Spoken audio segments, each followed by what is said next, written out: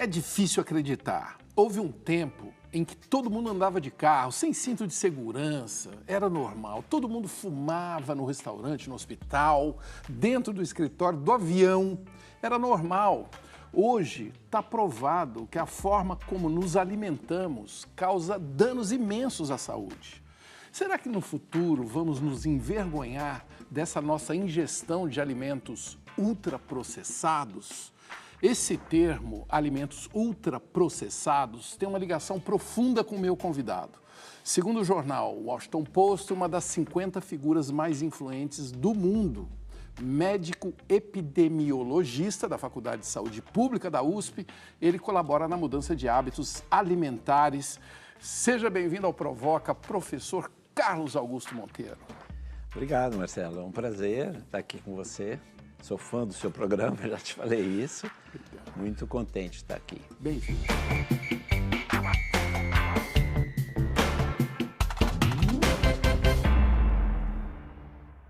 Este aqui é o Provoca, no ar para todo o Brasil, pela TV Cultura e emissoras afiliadas, nas plataformas e em versão podcast no seu tocador preferido. Ô Carlos, essa comparação aí com cigarro, cinto de segurança, eu exagerei ou é isso mesmo? Nos dois casos, né, a gente tem um comportamento extremamente danoso para a saúde, né, e que foi normalizado. É quando o tabaco se transforma em cigarro e você cria uma máquina que enrola aquele concentrado de tabaco junto com muitos aditivos, né? Muita gente não imagina que está ali só aspirando o tabaco, queimando o tabaco. Não, ele foi criado de uma tal maneira para viciar mais as pessoas, com muitos aditivos que fazem, por exemplo, que a nicotina chegue mais rápido no seu cérebro. Como essa transformação foi sendo feita lentamente, as sociedades não perceberam, né? E com, enfim, a nossa proposta desse conceito de alimento ultraprocessado, a gente começou a virar o jogo. Porque cada vez mais pessoas entendem essa questão. Entendem esse termo. Vamos mergulhar um pouquinho no termo, né? Como que ele surge, ultraprocessado, o que ele significa? Então, é interessante, né? Porque até muita gente pergunta, poxa, mas um conceito desse que está sendo tão utilizado e está mobilizando políticos, enfim, até o Donald Trump nos Estados Unidos, né, estava interessado em reduzir o consumo de ultraprocessados. Como é que isso surgiu no Brasil, né? Quer dizer, por que isso não surgiu nos Estados Unidos, onde é a terra dos ultraprocessados, né? Eles começam a consumir muito depois da Segunda Guerra Mundial, né? Primeira coisa é o seguinte, por que a indústria faz isso? Ela quer que a gente fique doente? Não, claro que não, né? Não. A indústria quer ter lucros, como qualquer setor privado. Nos Estados Unidos, em que a maior parte da dieta é feita de ultraprocessado, eles custam mais barato. Então, você vai num McDonald's comer, é muito mais barato que um restaurante, né? Aqui já não é assim, não necessariamente. Porque lá já tem uma escala gigante. Você tem exatamente, é uma questão de escala. E você tem, ao contrário, né, uma população, uma elite que já está alerta para essa questão dos ultraprocessados e não quer consumir. E o que a indústria faz? Ela produz ultraprocessado premium, né? Que tem fibras, que tem vitaminas, que é funcional, né? Esse tipo de coisa. Então, a indústria sempre acha um jeito de ganhar dinheiro. De vender, né? Mas como saudável até, né? Exatamente. Cheio de fibras. Aliás, tem um termo nos Estados Unidos interessante, eles chamam os alimentos saudáveis ou os alimentos que proporcionam diversão, né? Fun, né? Então, são as versões para diversão. Então, tem toda uma manipulação, né? Mas nos Estados Unidos você tem, na realidade, a transição completa. Então, a grande maioria das pessoas tem a base da sua dieta em ultraprocessados. O que é exatamente o ultraprocessado, né? Então, ele é uma tecnologia, basicamente ele é uma tecnologia que só foi possível com os avanços na ciência de alimentos. Vamos pegar, por exemplo, o exemplo de aditivos, aromatizantes. Hoje você tem aromatizantes que simulam exatamente o aroma da maçã, da banana, da picanha, né? Então, você tem esses salgadinhos, por exemplo, de batata. Com sabor. Que não são batata, diga-se. Sei, são a de batata amido. que não é batata com sabor picanha. Com sabor picanha. A gente não tinha combinado de comer picanha? Não, picanha não. Eu falei sabor picanha, entendeu? Sabor picanha. Ah, tá bom, então... Outro dia eu vi um rótulo de um salgadinho, eles chamam chips nos Estados Unidos, né? Aí eu fui olhar ali, os chips é de batata. Aí eu fui olhar, o primeiro ingrediente era amido de milho. Milho. Porque tanto faz, pode ser a batata, pode ser o milho, o que você quer é o amido, que é uma coisa que tem uma duração muito grande. Então, essa é uma outra vantagem do ultraprocessamento, é a duração longa do produto, né? Que é conveniente para o consumidor, mas também para o produtor, que pode fazer aquilo e aquilo dura anos. Fica estocado, o prazo de validade aumenta, é isso? E aí o que acontece é isso. Então, o primeiro salgadinho, ele era sal, óleo e esse amido de batata. Aí você começa, alguém fala assim, vamos colocar um sabor de picanha nisso aí. E aí o céu é o limite, né? Sim. Good morning, America. Come join us for breakfast. You're the one. We're fixing breakfast for you. You're the one. At McDonald's, we're fixing a hot, delicious breakfast just for you. Fresh scrambled eggs, hot cakes and sausage, our own Egg McMuffin, lots of Danish pastries. Try 'em. At McDonald's. We do it all for you. Antigamente a gente fazia os alimentos nas cozinhas com os cozinheiros, né? Hoje os alimentos são feitos por psicólogos e engenheiros. Sim. Os psicólogos que são treinados para fazer estudos como é que fala? Saber a pessoa, o que mobiliza a pessoa. Como fisgar uma pessoa. Exato, como fisgar a pessoa. Como fisgar Então, o paladar daquele aí cara. Aí o psicólogo, ele olha, você comeu aquilo, tem até aparelhos que medem, enfim, o brilho dos seus olhos e essa coisa para identificar bem qual é a mistura de ingredientes, que em inglês a gente fala o bliss point, né? Tem até um livro famoso aí de um jornalista americano, Michael Moss, e aí ele entrevistando o jornalista, as pessoas que trabalham nas fábricas de ultraprocessados, então um desses cientistas, né, porque são cientistas, pesquisadores, muito na área de alimentos, né, e aí ele dizia o seguinte, o segredo para nós é alcançar o bliss point. O bliss point, por exemplo, você está misturando gordura e açúcar. Aí você põe um pouco mais de gordura, menos de açúcar, talvez um pouquinho de sal também, um aroma de picanha, etc. Até que a pessoa fala, chegou. Né? Chegamos na fórmula perfeita. Então, essa é uma poção mágica que está sendo criada. Então, o que acontece é o seguinte, aí tem gente que pergunta, mas o que tem de errado nisso? Tá bom, eles conseguem, estão ganhando dinheiro, mas afinal estão fazendo coisas... Aí é a questão da saúde, né? Que é, enfim, a minha área de trabalho, eu sou médico, mas trabalho muito com a pesquisa sobre relação entre alimentação e saúde, né? E o que acontece é o seguinte, é que, em poucas palavras, o alimento ultraprocessado ele é tão modificado em relação ao alimento original, que o nosso organismo, nosso fígado, rim, coração, pulmão, glândulas, etc., não conseguem aproveitar esse alimento. E, ao contrário, ele é tão estranho para o organismo, o que vai acontecendo? O organismo adoece. É água, comida é pasto. Você tem sede de quê? Você tem fome de quê? Você pega, por exemplo, um biscoito de amêndoas. Então, você abre ali o pacote, já vem aquele cheiro de amêndoa, aí você come amêndoa Parece mesmo. Que é mesmo, né? Muito forte, mais talvez do que o próprio biscoito. E fica com vontade de comer outro, não Fica tem com isso? vontade de comer outro. E o que é pior, o seu cérebro entende assim, está chegando amêndoa. Isso significa, está chegando flavonoides, compostos bioativos que tem nas castanhas em geral, que são muito bons para a saúde e tal. Só que não é. Não é. Então, como é que a digestão vai se processar? Você dá um nó, na realidade, no sistema de sensores que a gente tem, que deveriam orientar... Confunde a percepção. Confunde, exatamente. E aquele resíduo, vamos chamar assim, ele não vai ser processado, ele vai ficar em algum lugar que não deveria. Exato, ele vai para o lugar errado. Por exemplo? Por exemplo, bom, a própria questão da obesidade, da gordura, né? O que acontece? O carboidrato, por exemplo, né? Que é uma coisa que a gente precisa de carboidrato, proteínas e gorduras. A alimentação são os 3 nutrientes, macronutrientes que são necessários.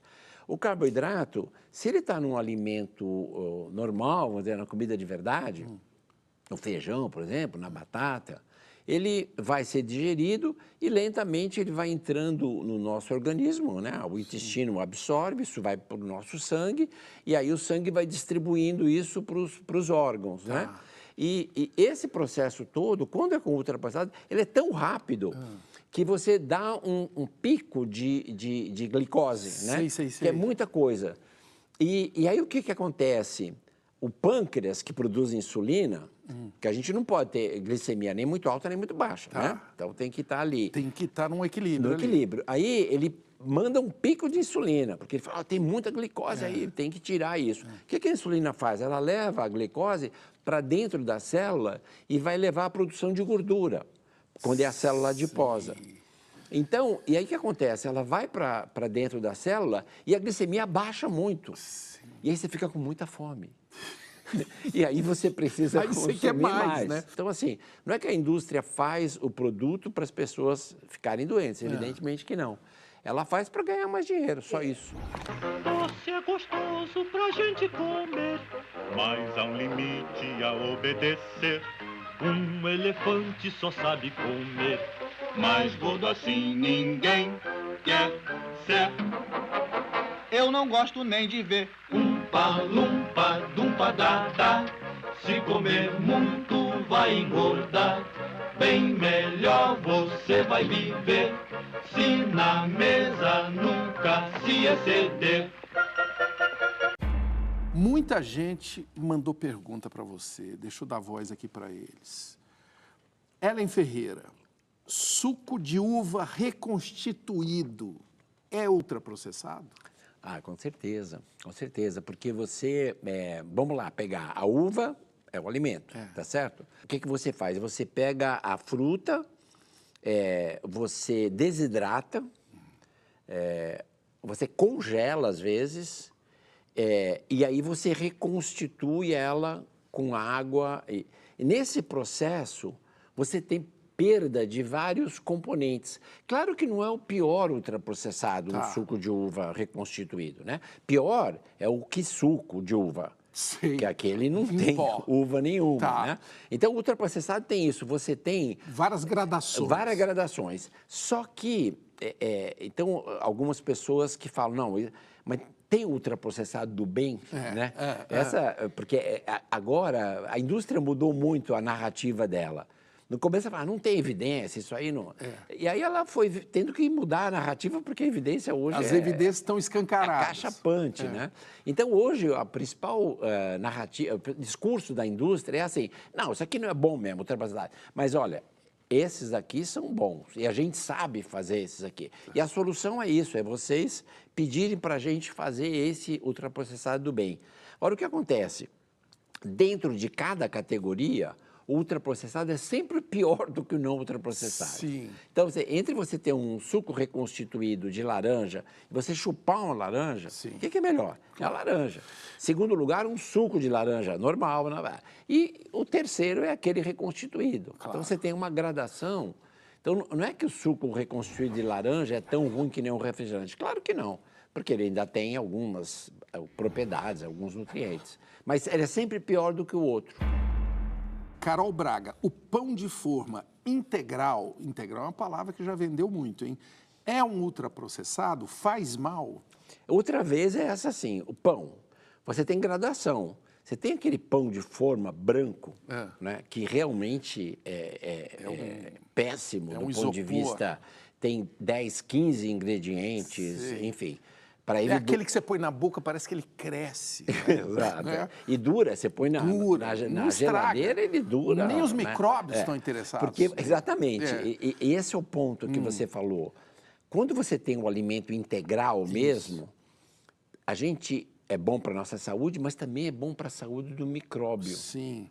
Então, o fato dele não estragar é muito Não é bom. sintomático. Ou seja, os micro-organismos têm inteligência. Claro. Para se alimentar. Aliás, esse é um ponto, esse é um ponto interessante, porque a inteligência a gente sempre pensa em outras coisas, mas o nosso organismo é inteligente, né? E essa inteligência foi evoluindo, né? Produto de uma seleção, etc. Sim. Gente, aconteceu. Não acredito. A profecia se cumpriu? Chegou um alface aqui. Útero, me belisca, por favor. Eu acho que eu tô sonhando. Ela começou a comer salada. Certeza que tomou um susto dos médicos. Então, o que eles chamam de pão integral, normalmente, é a base de trigo, né? Ou pode ser um outro cereal, mas esse cereal, para ele durar muito, o que ele faz? Ele é separado na parte de fibra, na parte do germe, e a outra parte que fica do grão é mais o amido, o carboidrato. Aí o que a indústria faz? Ela separa esses três, faz o pão só com aquela farinha branca, vamos dizer, aquela farinha que não é integral, mas coloca ali depois no final a fibra e o germe. E aí eles chamam, e nos Estados Unidos você pode chamar, a definição de pão integral nos Estados Unidos é essa, que tem uma certa proporção de grão, de amido, de germe e de fibra. Mas ele não é o alimento integral. É o pior ultrapassado? Claro que não é pior, tem coisas muito piores. Sim. Agora, compara esse pão integral com pão integral mesmo. De verdade. Que você faz na Que é sua feito, casa. Ou uma baguete que você compra na padaria, que realmente é feita com farinha de trigo, integral de preferência. Não integral inteira, porque você não faz, você tem misturas, né? Uma proporção integral, uma parte mais refinada. Água, sal e fermento, é isso. Esse é o pão integral. Esse outro pão integral, que é chamado integral, em geral, ele é tudo menos integral. Esther Campos, troquei uma vida de consumo de ultraprocessados por uma alimentação natural equilibrada há alguns anos. Ainda há riscos à saúde a longo prazo pelo consumo do passado? Um mecanismo importante que faz com que o ultraprocessado esteja associado a mais de 30 doenças diferentes é que o ultraprocessado, outra vez a questão da informação, quando ele chega no nosso intestino, onde a gente tem um microbioma, né? E uma série de coisas que a gente precisa, quem proporciona para nós são as bactérias. Então, por exemplo, os ácidos graxos são gorduras, tem uns ácidos graxos de cadeia curta, que eles são poderosos anti-inflamatórios. Então, eles ajudam, eles reparam vários órgãos e tal. Quem é que produz para nós isso? A bactéria. A bactéria, ela digere a fibra. A gente não digere fibra. Os ruminantes digerem, né? Sim. Mas a gente não tem como digerir fibra. Então, a fibra passa incólume e vai até o intestino grosso, porque ela é o alimento das bactérias. Aí as bactérias começam a se alimentar e no metabolismo delas, elas aproveitam para elas sobreviverem, e elas excretam, vamos dizer assim, essa substância. Essa substância é absorvida pelo intestino e vai cumprir o papel dela. É benéfica. E o que é mais interessante, se você mudar a sua alimentação hoje, daqui uma semana, tua microbiota está completamente diferente. Uma semana? Você renova o seu microbiota. Porque as bactérias duram dias. Meu Deus. Né? Mas isso é uma boa notícia. É uma pra quem excelente tá querendo notícia. Mudar de hábito.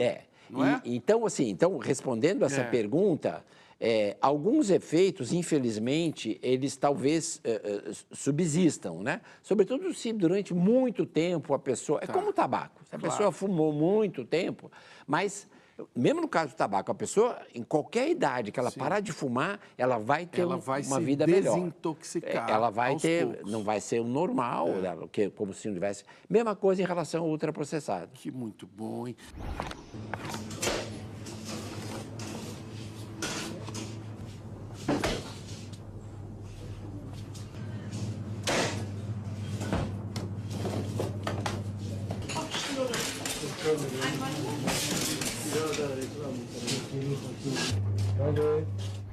E aí, pessoal, vocês sentiram o drama aí dos ultraprocessados? No próximo bloco nós vamos ao que importa, o que fazer. Nós vamos olhar para o cruzamento entre saúde, alimentação e política. Até mais.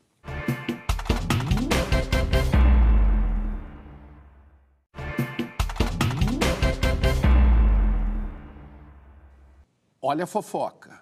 Em 2025, a OMS, Organização Mundial da Saúde, resolveu criar um comitê de especialistas para debater o consumo de alimentos ultraprocessados. Claro que a OMS incluiu no grupo o criador dessa classificação da comida, o meu convidado, Carlos Augusto Monteiro. Só que aí, você não vai acreditar, apareceu gente pressionando com abaixo-assinado e tudo mais, exigindo que o Carlos fosse excluído do grupo. Você confirma essa fofoca, Carlos? Quem que era esse povo, hein? Não, é verdade, como você falou, as organizações das Nações Unidas, elas que ligam a alimentação, você tem a FAO, a Unicef, a Organização Mundial de Saúde, a Pan-Americana de Saúde, progressivamente elas vêm aceitando esse novo paradigma e tentando ver em que medida as políticas, as recomendações que eles fazem para os países deveriam ser aperfeiçoadas, modificadas, né? O Unicef é o primeiro que entrou de cabeça em relação a isso, a Organização Pan-Americana de Saúde também, a OMS está agora nesse estágio de entrada, só que ela começa criando um grupo de especialistas para orientá-la no sentido quais são as orientações que devem ser dadas aos países em relação a alimentos ultraprocessados. Agora, para quem trabalha, o cientista da alimentação? Para as corporações de ultraprocessados. Sim. Porque elas precisam dos serviços numa quantidade muito grande desses profissionais. Elas precisam de uma inteligência inteligência nessa né, área. para fazer isso. Para fazer isso. A técnica, enfim, das tecnologias, etc. Então, o que acontece é que esses departamentos de ciência de alimentos, com algumas honrosas exceções, eles são financiados maciçamente pela indústria de ultraprocessados. E são esses os pesquisadores, majoritariamente, que fizeram esse tal abaixo-assinado, né? Então, qual o problema? Primeiro que eles confundem conflito de interesse acadêmico com o conflito de interesse financeiro. Comercial, né? Claro. Porque se você for fazer, você quer reunir você quer criar um comitê para discutir eficácia de vacina, você tem que convidar pessoas que estudam vacina, que estão pesquisando, que estão pesquisando, né? Na fronteira. Né? Então, o grupo todo, não só a minha pessoa, mas, enfim, são vários, acho que são mais de 20 pessoas, são pesquisadores que têm uma tradição de trabalhar com ultraprocessados e que têm ideias, às vezes, diferentes, não são, enfim... O que é normal na ciência, então, você tem, tem, né? Vamos dizer. Sobretudo os americanos, eles têm... Porque eles vivem uma outra realidade, então... Os americanos, eles têm muito essa ideia de que, não, ultraprocessado realmente não é bom, a gente está resolvido isso, mas para a gente melhorar, a gente tem que falar com a indústria para fazer produtos um pouco melhores, né? Porque eles acham que e tem um pouco de razão, que isso é muito difícil de mudar. Lógico. Precisa mudar o sistema alimentar Tem que todo, resolver, né? A alimentação de muita gente que está daquele jeito. Exatamente. Agora, o grande problema é quando eles começam a querer, os cientistas americanos, impor a sua visão para o resto do mundo, né? E aí onde o nosso núcleo de pesquisa tem uma função muito grande, porque a gente hoje rivaliza com esses grupos, né? Você tem a Harvard, mas você tem a USP também, trabalhando nessa área. E a OMS, quando vai fazer um comitê dessa, ela convida pessoas da Harvard, que são independentes da indústria, e pessoas da USP também.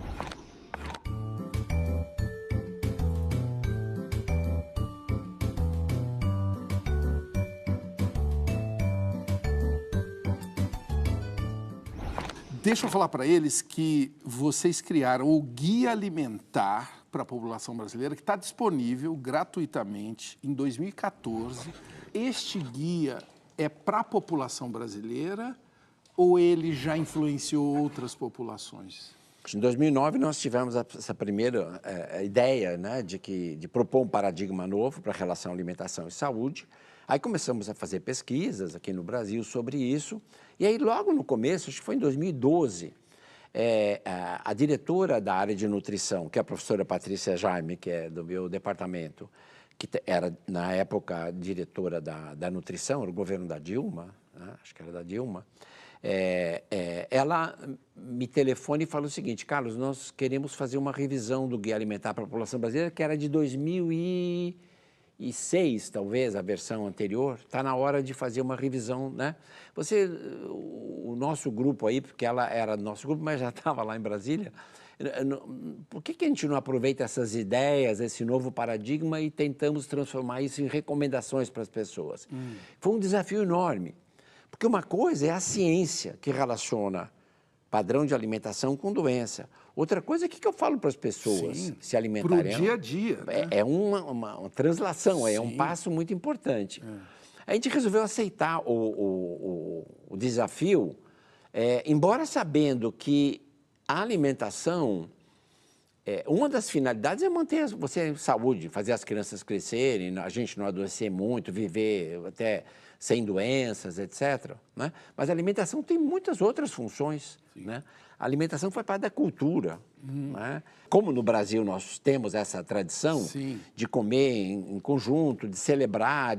Então, o nosso guia ele inovou em vários aspectos. Um deles é a questão de alimentos ultraprocessados, como uma recomendação para as pessoas não substituírem a alimentação tradicional. Havia uma ideia até 2014 que o arroz e feijão, por exemplo, as pessoas engordavam.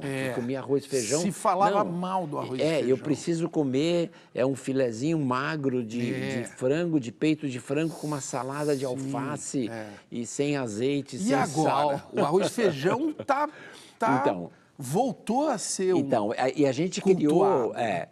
Então, a gente começou a adaptar e viu o seguinte, a forma de se comunicar com as pessoas é provavelmente dizer o seguinte, o que é alimentação saudável? É a alimentação que o alimento vem da agricultura direto, uma verdura, uma hortaliça, uma fruta, né? Ou um alimento que foi modificado minimamente pela indústria, né? Só que a maior parte desses alimentos, arroz, feijão, batata, você não come cru. Você tem que cozinhar, tem que pôr um pouco de sal, tem que pôr alguma gordura, tem que pôr algum tempero, né? Então, você precisa também, não só... E esses são todos industrializados, né? O sal, o açúcar, a gordura, tudo é a indústria de alimentos que fabrica, né? E eles são ruins para a saúde? Não. Eles são absolutamente necessários. Eles podem ser problemáticos se você utiliza uma quantidade muito grande. Errado, né? Então, aí a gente começou a transformar toda essa teoria em recomendações para as pessoas. Graças às deusas, a ciência pesquisou e descobriu qual é o melhor carboidrato que tem para quem quer emagrecer, manter o peso para sempre. Batata! Eu adoro batata. O guia alimentar foi enfim, uma revolução, né? Um modelo. Hoje, eu diria que 80% da população da América Latina vive em países onde o guia alimentar recomenda comida de verdade e recomenda não substituir a alimentação tradicional, seja ela qual for, não é? Porque ela é diferente em cada lugar. Cada cultura. Cada cultura. Mas em toda cultura, o ultraprocessado está ali para fazer, para substituir aquele alimento. Então, essa mensagem é muito universal. Aí fora do Brasil, a gente teve o Canadá e a França, que também adotaram guias muito parecidos com o brasileiro, e uns países que até me surpreenderam, né? Por exemplo, Israel. Né? Israel tem um guia alimentar. E até eu ia fazer agora um lançamento da série do Lancet online para Israel e foi cancelado por conta da guerra e tal. Adiaram várias vezes, agora ficou adiado sine die, né? Mas, enfim, Malásia, Índia. Índia, esse foi, porque a Índia é um país muito importante, né? E que tem uma escola de nutrição muito ligada à Inglaterra, né? E com muito prestígio. Muito rica, né? Na diversidade de ingredientes. Exato. Então, é claro que eles traduziram lá as mensagens que a gente tem. Lá eles não comem arroz com feijão, mas eles comem outras coisas muito parecidas, né?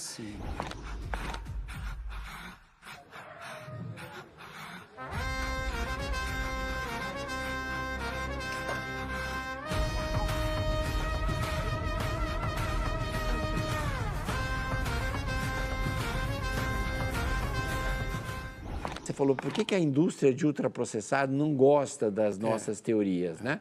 Por duas razões. Primeiro, porque a gente promove o concorrente, né? O competidor em cada lugar.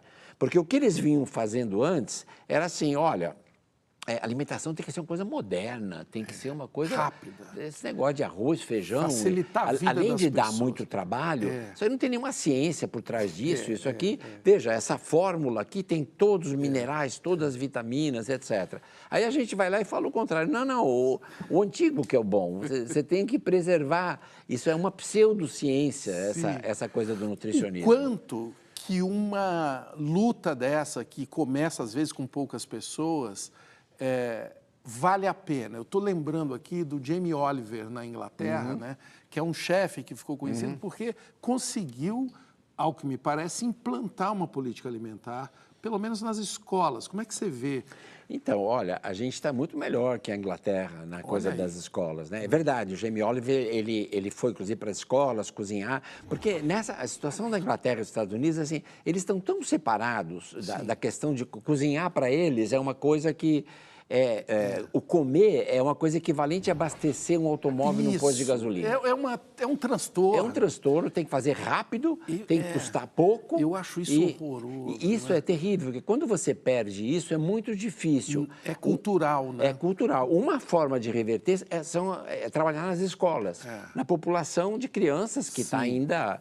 Vamos dizer, e por isso que as crianças são um alvo preferencial da propaganda de ultraprocessados. Olha só. Porque você cria o cliente fiel para o resto da vida, né? Então, mas por que eu disse que o Brasil está melhor? Porque, primeiro, que o Brasil tem um Programa Nacional de Alimentação Escolar, é como as estatísticas, né, do IBGE. Muita gente não conhece isso. Quando eu apresento o Programa Nacional de Alimentação Escolar no resto do mundo, uma vez eu lembro que eu estava, acho que na Noruega ou num país escandinavo, e aí as pessoas assim, mas as crianças vão e elas não têm que pagar nada, os pais não pagam, e tem cozinha mesmo, a criança... Eles não conseguiam acreditar isso.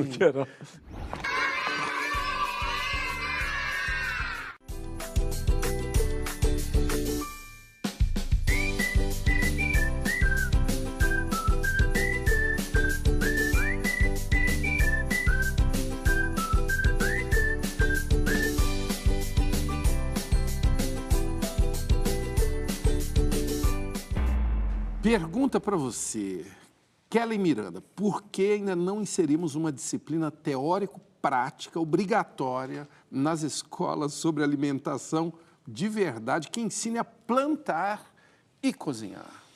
O plantar também é muito importante, né? Sim. Você vê que o alimento não nasceu dentro de uma caixinha. Claro. O Programa Nacional de Alimentação Escolar, ele é tão interessante que ele tem um componente dos currículos, né? Então, a ideia não é ter uma disciplina de nutrição para as crianças, mas é você ter uma coisa transversal.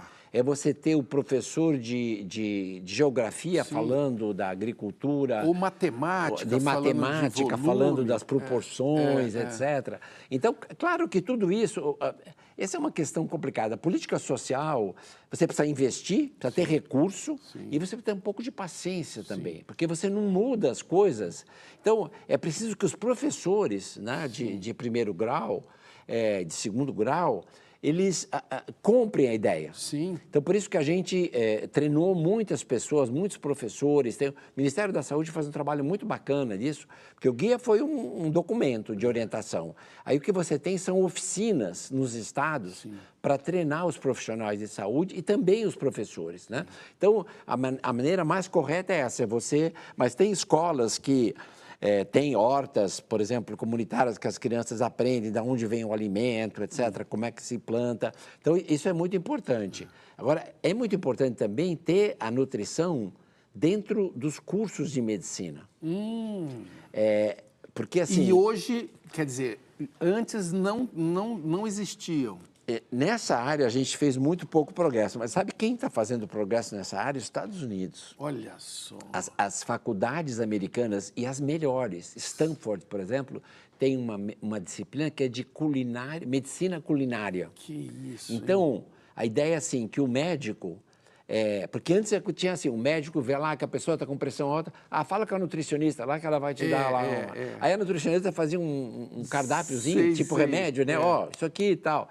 Não, a ideia assim... Ele próprio não se interessava, Nada. não achava que era tão importante. Exato, e ele próprio talvez tenha uma alimentação E muito ele ruim, talvez né? não cumprisse aquilo. Mas, então, o contrário, não. A ideia é assim, que o médico converse, assim como ele pergunta, olha... O que você fez na semana passada? Você está fazendo dormindo atividade muito, né? física? O que você está O que você está comendo? É, Né? claro. Então, assim, isso é uma área que a gente ainda tem que avançar mais aqui. Perfeito. Mas, como eu falei, política social, você precisa ter um pouco de paciência. As coisas não são assim tão rápidas, infelizmente. Não são tão rápidas quanto um macarrão instantâneo. Exatamente.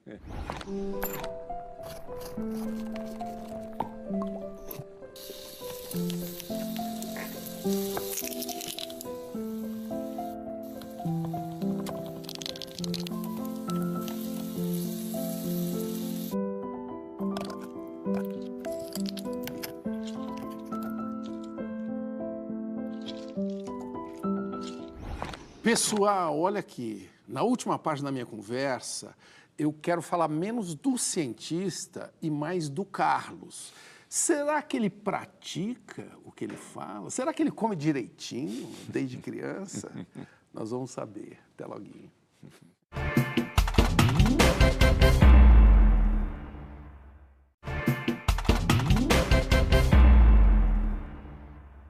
Há uma famosa frase sobre hábitos alimentares. Um homem é o que ele come. É do século XIX, atribuída ao filósofo alemão Ludwig Feuerbach. Já o meu convidado, o médico epidemiologista Carlos Augusto Monteiro, é professor e criador da classificação de alimentos e do termo ultraprocessados, que cada vez mais gente conhece. É muito legal, só que na prática, será que ele faz o que ele fala? E aí, Carlos? Eu sempre gostei de comer e essa coisa da convivência culturalmente, mas assim, eu não achava que era uma coisa que era tão importante assim na minha vida. E aí eu comecei a me dar conta que era assim muito importante. Quando? Né? Quando nesse processo, em 2012, 2014, Caramba. fazendo o guia alimentar. Foi fazendo o guia que você realmente porque viu. Aí a gente, como eu falei, a gente tinha uma equipe multidisciplinar. E nós tínhamos duas pessoas muito importantes, né? Um era um antropólogo. Ele tinha acabado de fazer uma tese, um canadense, que veio fazer um pós-doc com a gente aqui e trouxe toda essa bagagem do conhecimento da antropologia, né?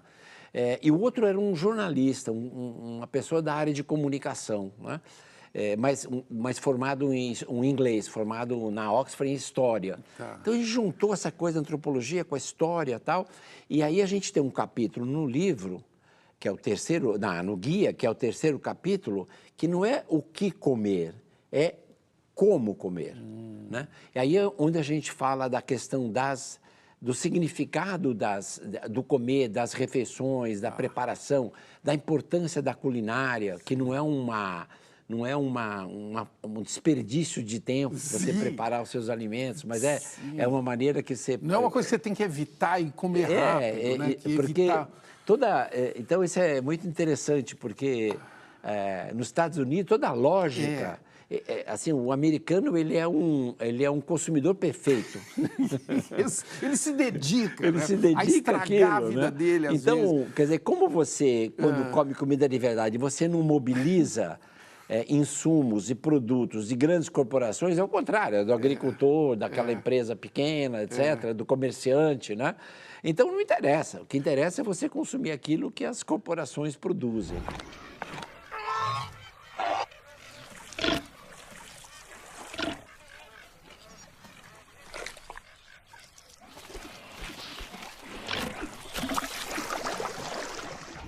Agora, Carlos, você está me enrolando, porque eu quero saber o seguinte, você descobriu a comida saudável, pelo que eu estou vendo, há pouco tempo. Como que criança que você foi? Você não teve uma avó que te mostrou a comida de verdade? Ou você não ligava para isso, não, enfiava o pé na interessante, jaca? porque quando eu comecei a pensar, né, durante o guia, e aí eu comecei, mas o que eu comia? Antes disso e tal. E como eu era de uma família muito, enfim, classe média baixa, em casa só tinha comida de verdade. A gente não tinha Eu lembro que meu pai tinha um bar, por exemplo, e tinha uma geladeira no bar. Sei, Então você sei. tinha que ir lá pôr o leite Em que lá. lugar era esse que você Na passou? Zona Norte, aqui. Zona em São Norte de Paulo. São Paulo. Eu cresci ali na Zona Norte, depois eu mudei para o Brás uma época, para a Zona Leste, depois voltei para a Zona Norte outra vez. Mas assim, o que minha mãe fazia, né? Minha mãe fazia o trivial, arroz, feijão, uma verdura, cozinhava muito bem, era uma cozinheira de mão cheia, assim, fazia. Só que ela não gostava muito de contar as receitas para as outras Claro, pessoas. Ela fazia como todo bom cozinheiro, né? Então, assim, aí eu me dei conta disso, que não, minha alimentação sempre foi assim, na realidade, o que você tinha, assim, você ia domingo no cinema e aí você comprava um Drops do Cora. Era o máximo de ultraprocessados. Drops do Cora. Do Cora. A delícia que o paladar adora. Quadradinhos embrulhadinhos, um a um, você quer um, você quer um. Prove agora os Drops do Cora.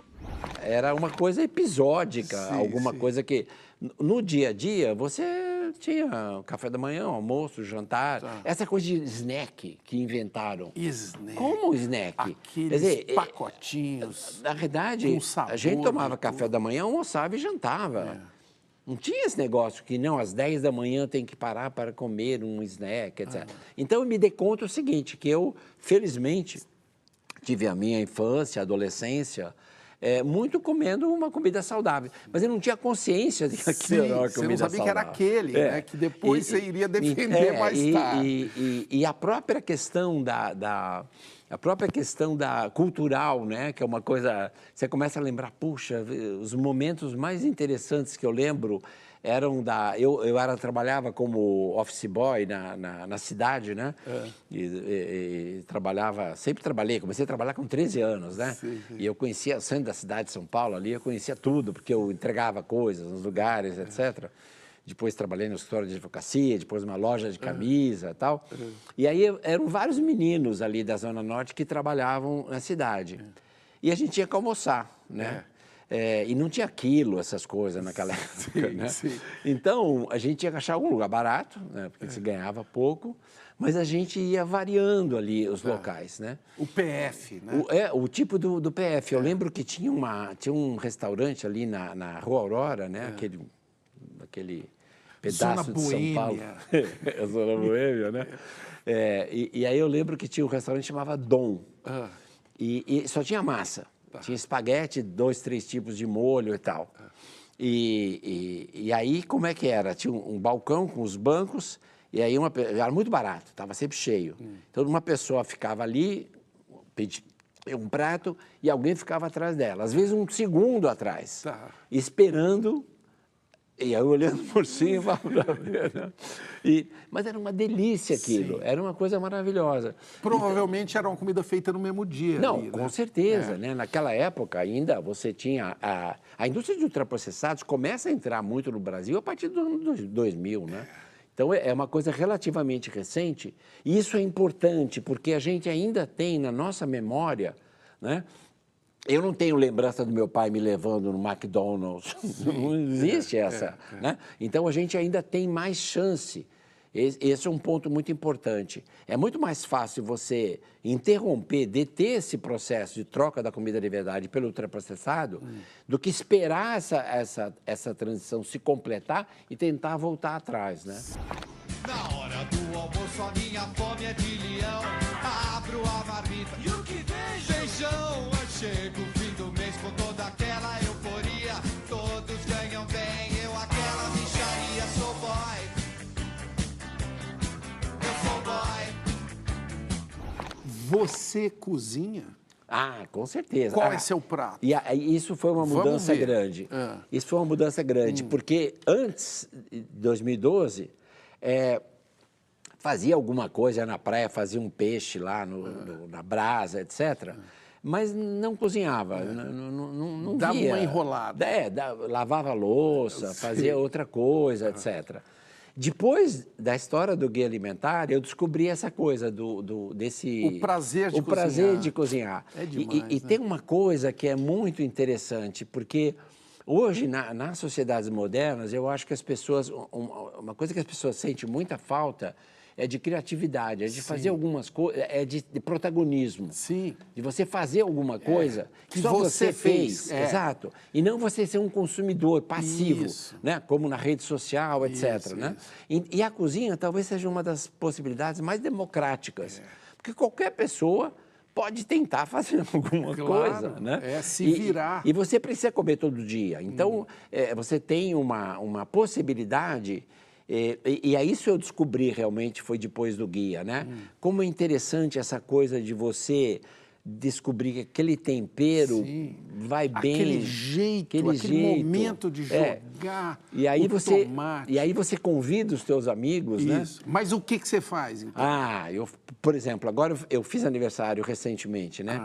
Eu gosto de fazer sopa fria. Sopa fria? Enfim. Do quê? Então, a primeira, gazpacho é o mais comum, né?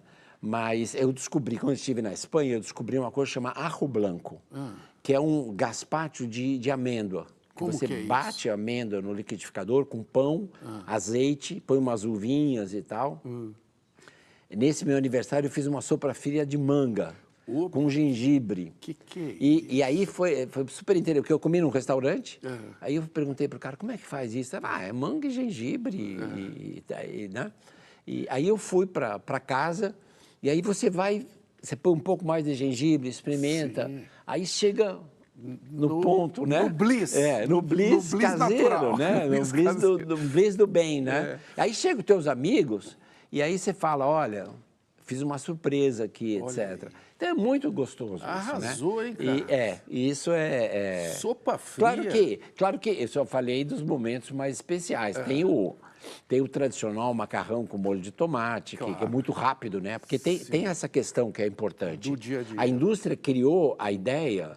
A indústria de ultraprocessados, que cozinhar é um negócio muito complicado. Isso, demora. Que você leva horas. Nada. Então, assim, o macarrão instantâneo, qual é a propaganda dele? Você faz em 3 minutos, tá bom. Um macarrão comum com molho eu faço em 10.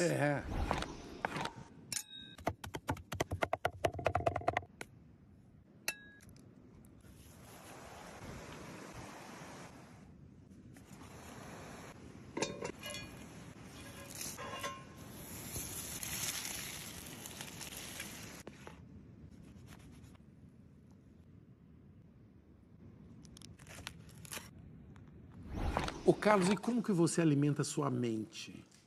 É fundamental que a gente dedique uma parte do nosso dia a alguma coisa que você faça, inclusive que você faça com a mão, né? Eu adoro alguma coisa quebrada em casa que eu, no sábado, domingo, vou lá. Eu não tenho o mesmo jeito para isso, mas é um desafio, porque minha mulher, por exemplo, é muito mais... mas eu falo, deixa eu tentar primeiro, se eu não conseguir, você faz, né? E alimentar o corpo, né? Eu adoro música, por exemplo, né? Eu adoro... todo tipo de música. Então, assim, é muito importante você ter uma parte do dia que você vai estar nutrindo a sua alma, né? Então, você vai ter isso quando você vai num cinema, vai ver uma peça de teatro, ou ler um bom livro, né? Isso é uma coisa que, infelizmente, as pessoas cada vez mais, por essa conta dessa sociedade de consumo, né? As pessoas ou estão trabalhando ou estão consumindo alguma coisa. Ou estão nas redes sociais. Ou estão nas redes sociais. E eu vi que você não tem rede social. Confere? Não. Eu depois de insistirem muito, eu criei uma conta no Twitter especificamente para... Porque o Twitter agora mudou um pouco, Aí que a gente vê que você não tem rede social, porque você ainda chama ele de Twitter, né? Eu acho que ele no Twitter, coitado, desapareceu. Mas o Twitter, né, que eu ainda chamo de Twitter... porque eu preferia que não tivesse havido a mudança que teve, né?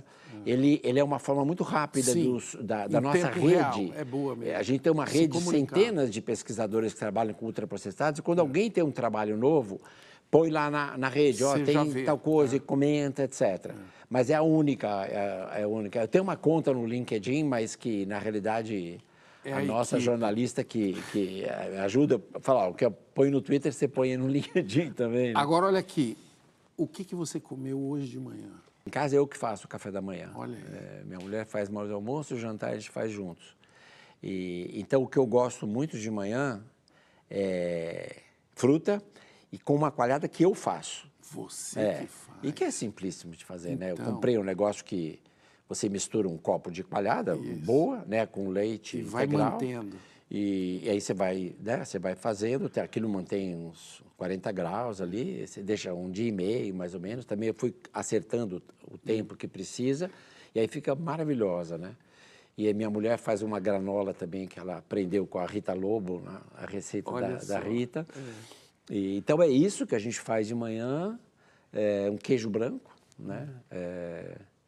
Uma geleia, às vezes. E um cafezinho, que é fundamental, né? O café também nutria a alma. Isso. O café, se chegar na hora certa, ele é muito saudável. E eu sou maluco, eu tenho umas 4, 5 máquinas de café em casa, né? Porque eu gosto de moer, fazer o café na hora e tal. Você tem café? Tem. Tem. Você quer uva? Não, quer café. Café? Mas você não pode tomar café. Deixa eu tomar um pouquinho de café? Pode? Só um pouquinho? Não pode. Só? Senão você tem que dormir. Eu dou um pouquinho de café. Carlos Augusto Monteiro, o que é a vida? A vida, para mim, é sobretudo mistério, né? Como um pesquisador, cuja profissão é buscar respostas claras para perguntas complexas, é muito mistério a vida, né? Mas, como falava o grande Gonzaguinha, apesar de tudo, a vida é bonita e é bonita. O que fazer com esse papo aqui, hein? O que será que o pessoal vai comer hoje aqui, antes de dormir? Antes de dormir tem que ser o quê, hein? Outra vez a questão da fisiologia, né? Da gente tem que comer como as pessoas comiam antigamente. Ninguém comia meia-noite e ia dormir depois, né? Então, na alimentação, essa coisa de você, quanto mais mais tradicional, vamos dizer assim, tem exceções, né? Mas é melhor, né? Será que alguém aí vai fazer uma sopa fria? Será que você inspirou? Eu acho que você inspirou muita gente aí para cozinhar. Obrigado, querido. Obrigado. Boa sorte aí. Obrigado. Saúde.